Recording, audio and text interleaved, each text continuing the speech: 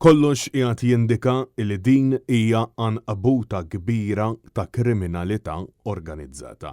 Sostna dan il-President tal-Assoċjazzjoni Medika Maltija Martin Balzan f'intervista ma' Net News fejn tkellem dwar l-iskema ta' frodi fil-benefiċċji soċjali żvelata fl-aħħar jiem u illi allegatament hemm involut fiha l-eks deputat laburista Silvio Grixti, il-Customer Care ta' Kastilja u numru ta' ministri preżenti u uffiċjali għolja.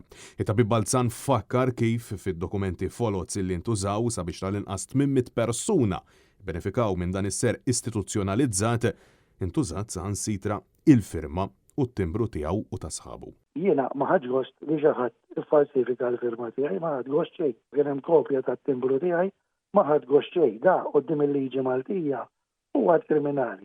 Ħafna minn sħabi jiġifieri jiena kelli xi 6-7 ġifieri jiena naħseb daru 6-7 minn kull wieħed biex ma dak li jkun ma jidħollux is-suspett. Jiġifieri daw ħafna minn sħabi ukoll ddiżappuntati u ħadni u pjaċir.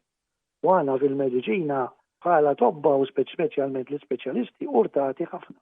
U għassaħaq illi biex dan il-frodi kien jestendi għal dan il-kobor kollu l-ammonti kbar bil-fors illi din kienet xi anqbuta kbira. Il-President tal-MAM irringrazzja lill-Pulizija tal-ħidma tagħhom iżda insista illi hemm bżonn illi jsiru aktar investigazzjonijiet sabiex jinqabad il-moħħ wara din l-iskema ta' frodi. Jiena qed nagħti opinjoni u qed nispekula li biex kien hemm 800 dina kien hemm maqbuta sħiħa bil-fors, mhux wieħed għax wieħed ngħid wieħed. Ma biex kien hemm 800 minn kif ġie rapportat, bil-fors li kien hemm organizzazzjoni sħiħa u bil-fors se tkun organizzazzjoni kriminali. Irana nixtiequ li wara l-pulizija tinvestiga l-qbuta kollha mhux taqbad man-nies li għamlu batuhom biex jieħdu flus li mhux tagħhom.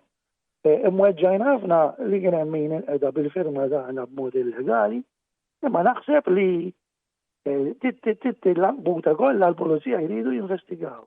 Qalb l-allegazzjonijiet illi hemm potenzjalment il-Customer Care ta' Kastilja involut bl-aġir allegatament iseħħ anke taħt it-tmexxija tal-Prim Ministru Robert Abela, Martin Balzan sostna li huwa ma tkellem ma' ħadd rigward is-suġġett għajr mal-Pulizija illi staqsuh xi domandi minħabba li l-firma tiegħu kienet fuq id-dokumenti.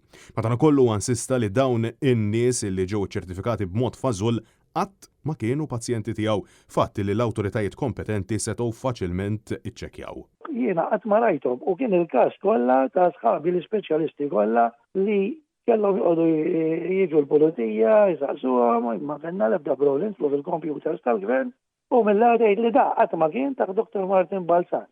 U l-pulizija qalu li thank you very much u l-sħabi kollha qalu hekk. Imma di faċli verifikabbli il-computers ta' Mater Dei huma il-computers tal-gvern. Jiġifieri minn mitruħ possibbli ħadd m'għandhen jaru jiċċekkja il-computers tal-Ministeru tas-Saħħa biex jara dak hux vera pazjent ta' dak l-ispeċjalist. Jiġifieri biex saret di bil-fors kien hemm qbuta sħiħa ma setax kienet individwu wieħed. U dak tiġi investigata wkoll mill-pulizija.